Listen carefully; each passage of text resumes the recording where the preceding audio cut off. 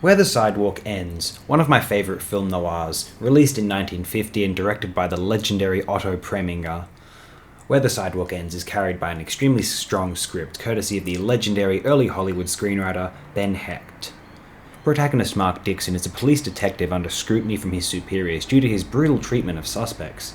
Dixon accidentally commits manslaughter, punching a suspect, Ken Payne, in the face after being attacked. Ken Payne, a war veteran, had a metal plate in his skull and died upon falling to the floor. Dixon manages to discreetly dispose of the body, the gradual progression of this acting is among the most excruciatingly intense in the history of film thrillers, certainly up to its release.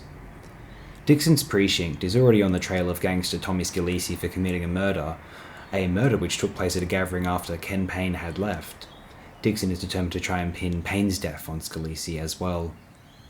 Dixon's guilt pervades every scene, a distinct ominous ambiance well illustrated by star Dana Andrews. Otto Preminger directing stars Dana Andrews and Gene Tierney might recall the earlier, well-considered noir entry Laura of 1944. Laura is a film I was never overly enamoured or impressed with. I consider its direction commendable, yet its screenplay and certain performances rather trite. I happen to admire a number of Preminger's films, and Laura is a strange exception.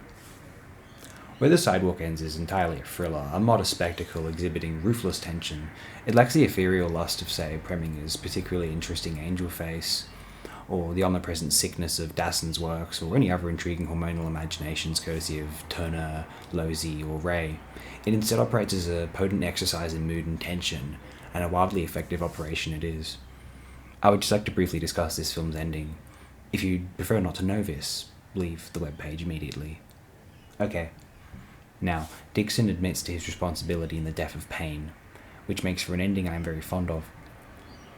It would be much more preferable than a saccharine happy ending wherein Dixon gets away free of consequences. Although I do hypothesize what this ending would look like if presented as an act which causes psychological distress upon Dixon, and it could be interesting, but preferable to the existing conclusion, I am not convinced. This is likely as not the best film noir I have yet discussed for film of the day, and I would thoroughly recommend genre enthusiasts to seek it out, though true devotees likely already have. If so, do tell me what you think of it. I'd consider it an excellent entry in the genre and amongst my favourites.